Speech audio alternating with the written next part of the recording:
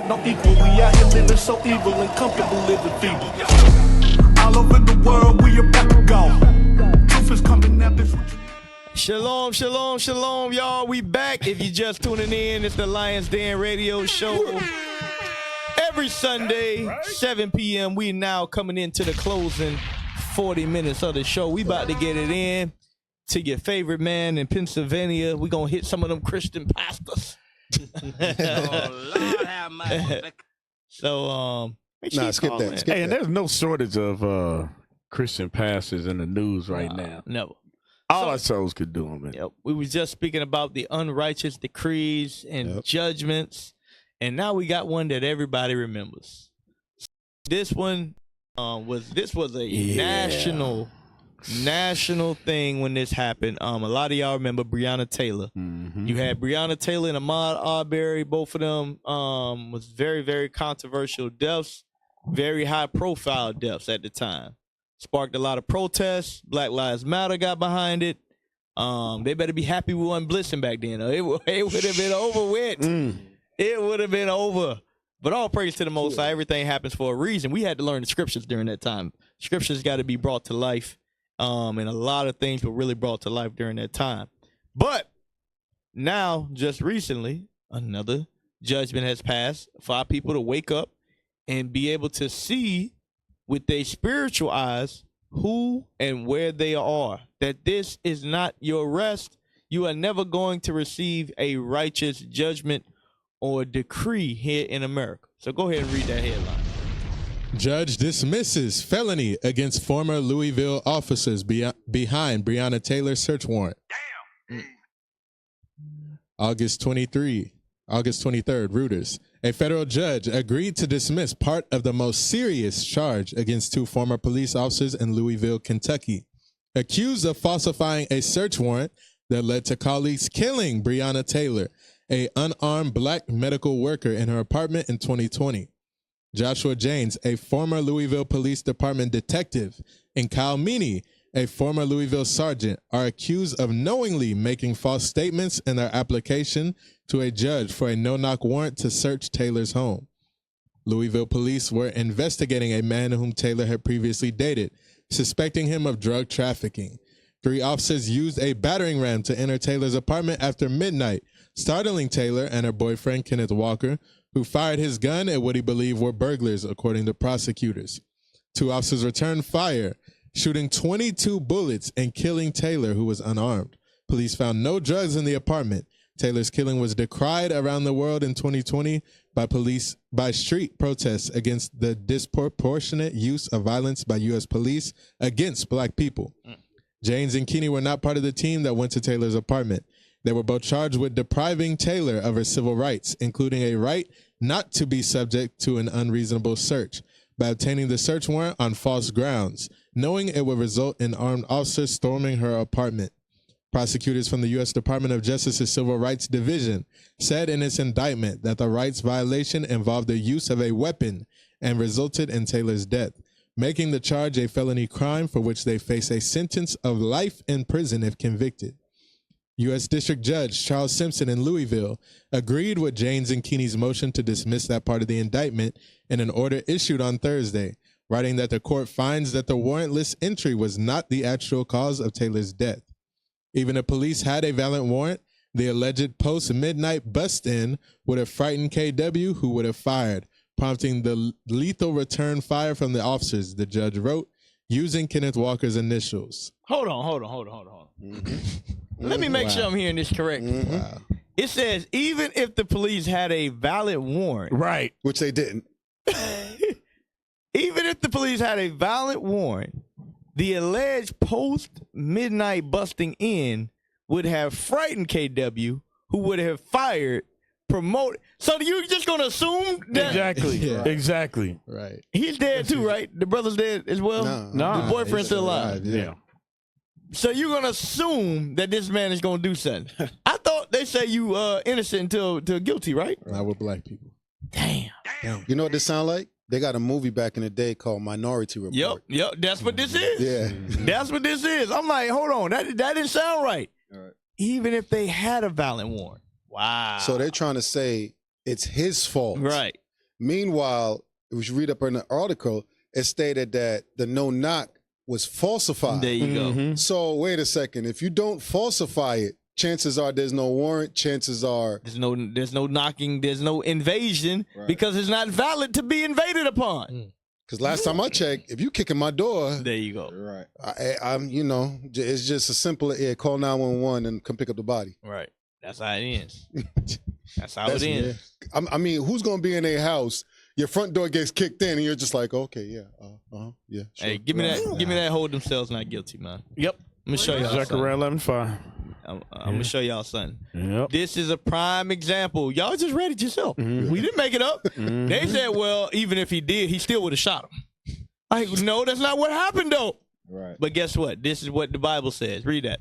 Zechariah chapter 11 and verse 5. Whose possessors slay them. Whose what? Whose possessors slay them. Whose possessors? A lot of y'all don't understand this. In the 1400s, 1300s, hey, lap band officer. in the 1400s, we all the way up to 1800s, all the way up to the 1900s, all the way up till today. Deacon brought it out last night because we still in the prison house. Still. We are their possession. That's what y'all don't understand. That's how the white man views us. He views us as his possession. So read it again. Whose possessors slay them and hold themselves not guilty. And does what? And hold themselves not guilty. That's how you can kill somebody on a no-knock warrant, and then you can say, well, this what would have happened. Well, that's not what happened.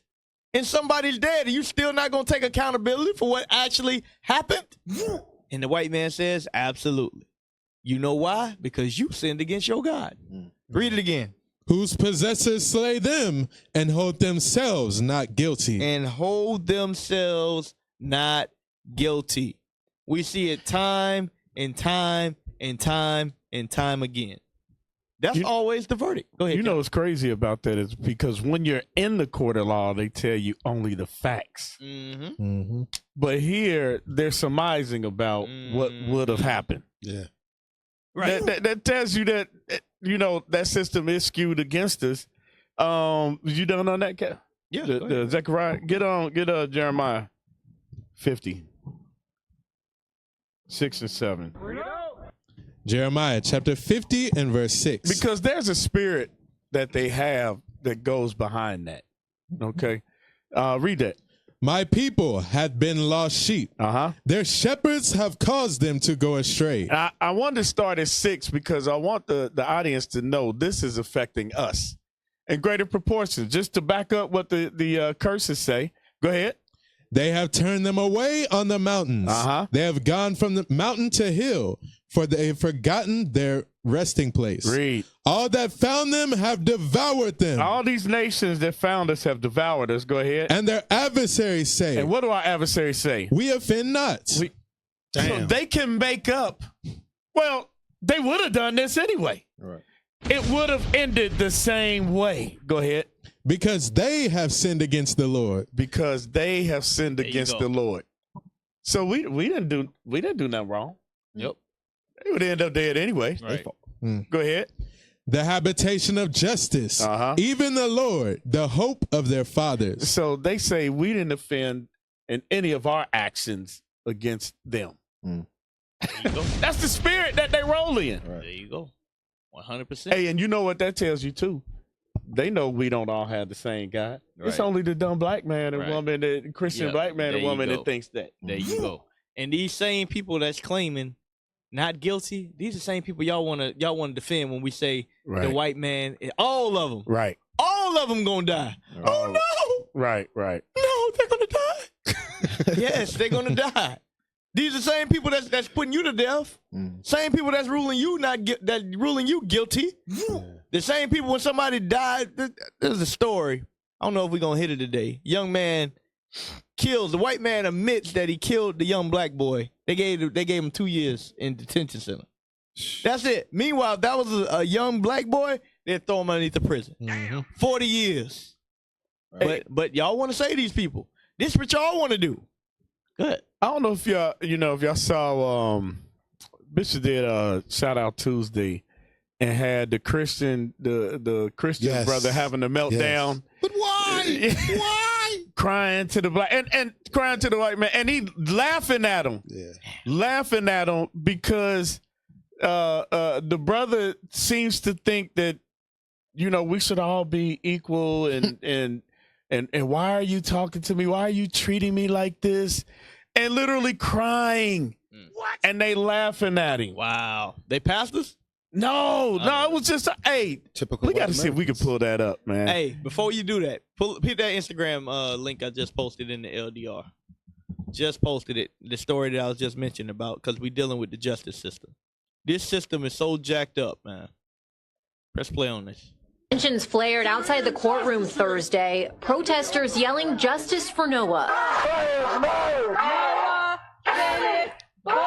At one point, Wayne County Sheriff's deputies came outside to tell the group to move across the street. That's when a deputy and a protester got in each other's faces. But the mood shifted when the hearing ended. We're here with Demetrius Bush. Tears of sadness fell as the family of Noah Bush and their lawyers described what happened inside the courtroom. This 11-year-old admitted under oath that he, in fact, led Noah Bush down to the clay pits, pushed him into the water, and ultimately held his head under that water until he drowned. The 11-year-old faced 4 charges in connection to Noah's death, including concealing the death of another and involuntary manslaughter. The 11-year-old Whoa, hold on. That said involuntary manslaughter. I thought that's like what, DUI or something, That's premeditated. that's premeditated murder. Just admitted But to they it. get involuntary. Like, I didn't mean to. That ain't the worst part. Hold on, let it finish. Go ahead, press play. years in a juvenile detention facility, Hold on, along with the 10. Go back. So just so y'all understand, he admitted he took him down in the pond or whatever it is, drowned him, killed him. Go ahead, go back. Oh my bad, you couldn't. Courtroom Thursday, protesters yelling justice for Noah. At one point, Wayne County Sheriff's deputies came outside to tell the group to move across the street. That's when a deputy and a protester got in each other's faces.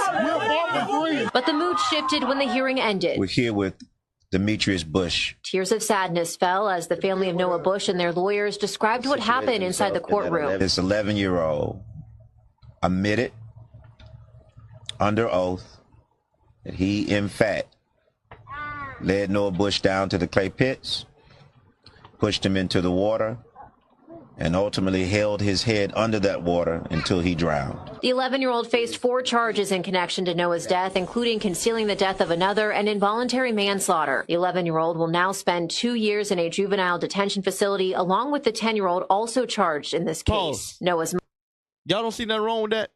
He got 2 years in a detention center for murder. 2 years. And y'all think this system is gonna solve our problems? Y'all want to sit here and vote for Kamala Harris and believe in the American justice system in politics? How long does you think it's gonna change? Guess what? We already had a black president. We already had a Democratic president. Right. We had a so-called black vice president. Ain't nothing changed. Right. See the vice president right now. The system is not set up for you here in America.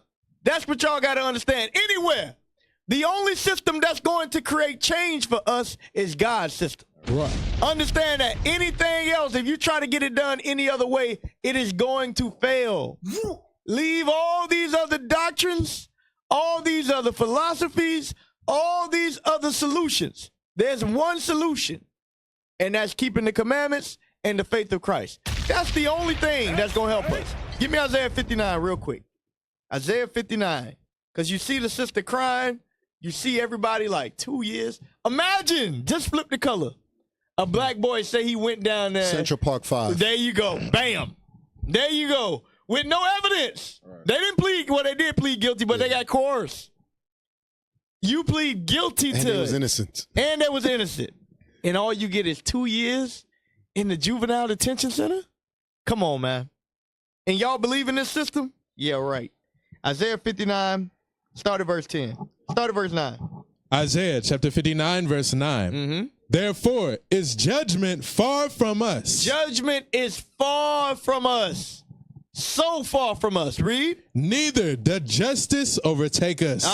We wait for light. We wait for light. But behold obscurity. For brightness. Read. But we walk in darkness. Read. We grope for the wall like the blind. And we grope as if we had no eyes. Read. We stumble at noonday as in the night. We are in desolate places as dead men. Read. We roar all like bears. We roar like bears. That's us crying in the streets. No justice, no peace. Read. And mourn sore like doves. You see that? You see that picture? Put that sister up. I mean, that picture up on the screen so the people can see it. We mourn like doves. We've seen this image a million times. A million times with different families. Read. We look for judgment. We what? We look for judgment. We look for 50 years for the death. Right. When you kill our sons and daughters and you admit to it. We look for that. Read. But there is none. But what? But there is none. We're not getting it here in America. Read. For salvation. But it is far off from us. But it is what? But it is far off from us. The salvation is far off because we are rebellious against God's laws. That's why these things happen. Because you know what? Those same women that be crying and we feel sorry for them. Those the same women that's throwing apples and shoes and guns and everything else at the prophets. Those same sisters. Don't think it's by chance that it happened to these people. The Most High is trying to wake us up. He's trying to wake us up. But for the most part, our people are rebellious as hell to the commandments. Right. So he said, you know what? I'm going to continue to afflict you until you wake up. That's why these things happen to us. Yep. But understand, it's for a wake-up call for the rest of us. Right. This is not our rest. I don't know how many different names and stories you got to learn before we get that. Go ahead, Cap. This, you know, when we read about praying for vengeance, when you have understanding, this should make it easy to pray for vengeance, because you know that the earth has not been judged right. Matter of fact, it says that in 2nd Ezra, that he has not judged this earth right. This should make you angry, pissed off. But like you say, and I'm thinking about back when in South Carolina, when Dylan Roos shot up the church. You remember how when they took him in there in the courtroom, you already had people forgiving him. Our brothers and sisters that lost loved ones forgiving them, because like you just said, now when you go to the Matthew 5:43-44, love that, get that right quick. We don't have a true understanding of this, right? And the way that it's been taught in the church has skewed our understanding so that we'll think that we got to forgive them, right? But we won't have that same mercy on each other. Yep. So you're right. We have to be afflicted, because this is appalling, man. 2 years? That's 2 years, bro. Read that. It's crazy. Matthew chapter 5, verse 43. Ye have heard that it had been said, thou shalt love thy neighbor and hate thy enemy. But I say unto you, love your enemies, bless them that curse you, do good to them that hate you, and pray for them which despitefully use you. So we think that means forgive the white man.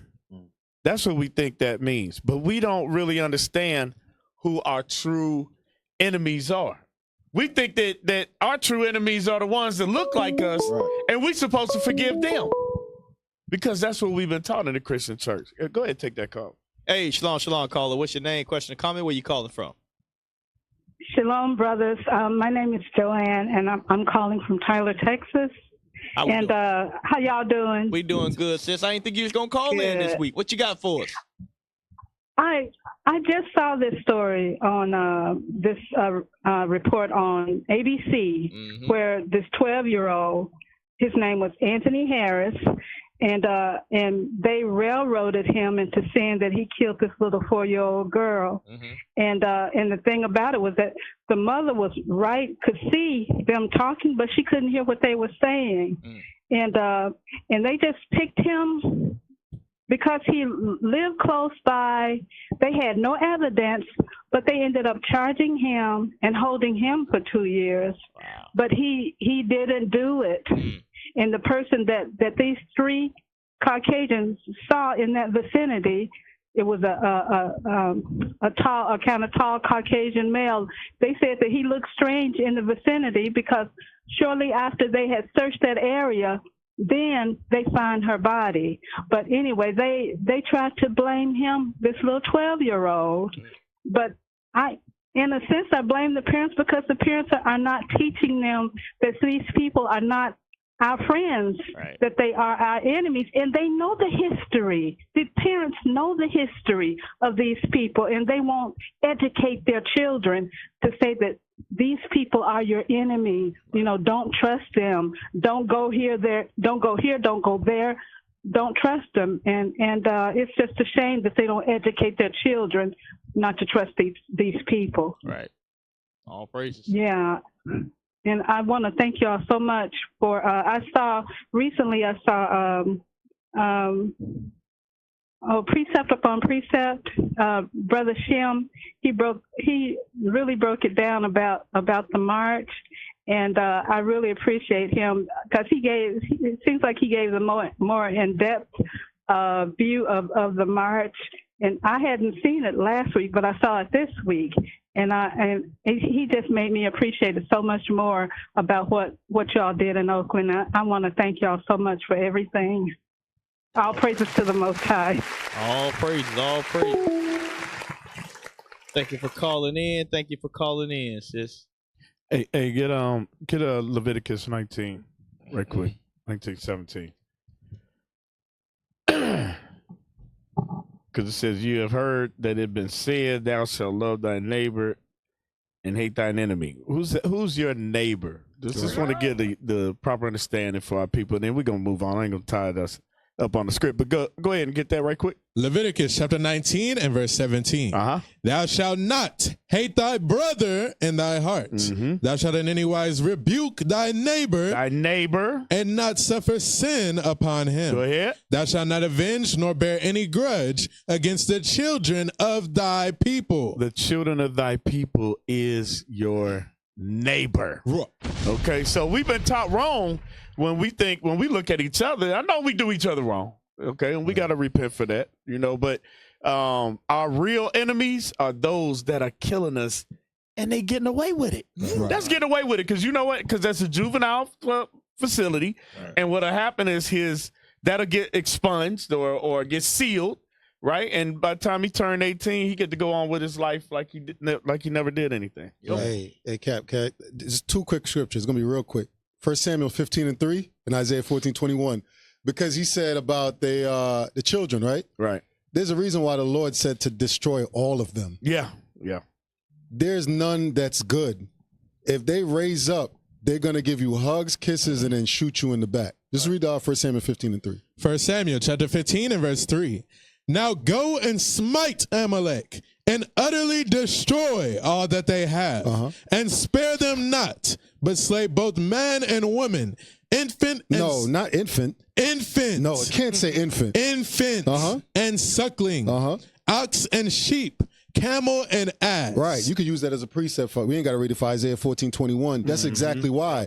You think them children gonna grow up and love you? Right. The Lord is telling us get rid of them so they can never rise up. There you go. Hey, last week we were going into how the middle school kids say, how can we get the American people, how can we get black people off the planet Earth? Right. I forgot about that.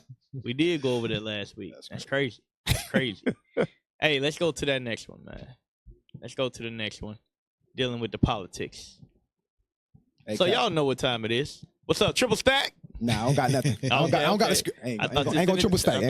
Triple stack. But what I'm thinking about is critical race theory too, right, on how that plays a part in it as well, because not only do they say they take it out so their kids don't feel bad about it, but when our kids know the history, they can look back and see how those people dealt with our people. Right. And it's a form of sense of like, maybe they are kind of second guess on trusting them, or, you know what I'm saying, or being alone with them in certain areas. Right. because they'll be able to see those examples of what our forefathers had to go through. Right. But it plays on both parts. That's a detriment to our people entirely. Yep. Man, and while that sister was calling, I'm gonna backtrack a little bit. While that sister was talking about the other young brother that got coerced into saying he did something. Right. It kind of sent chills through my, because now I got kids and I'm thinking my son get put in a room with a police officer and all this stuff. Our kids are innocent. Right. Like I could just imagine, man, that Yeah. Nah, he saw the devil, bro. Yep. They the devil. Make no mistake about it. And I'm thinking about, shout out to them brothers that acted in that movie, the Central Park Five. What was the name of it? What was the name of it? What it's called? When They See Us. Yes, When They See Us. Yeah. Them brothers did their thing in that movie, bro. If you ain't never seen When They See Us, go see it. It lets you see who this man is. He is the devil. Right. He is the devil. But I'm just thinking, when I watched it, I didn't put myself in a position of a father. But now, putting myself in a position as a father, seeing your children go through that. Right. But imagine how many of our people went through that. Right. Millions of our people went through that. We did that for generations during slavery. Your children being beat and taken. Right. And then they wonder why we, like Deacon ASAP, why y'all got a victim mentality? That's why. What do you mean? Right. I want you to see your son sold for years, generations of seeing your family destroyed, and now you pick yourself up by the bootstraps. What is a nation? Nation is family. Nation is community. Nation is men leading by example. Nation is women's support. Nation is children with role models. Nation is unity. Nation is you. It's nation time.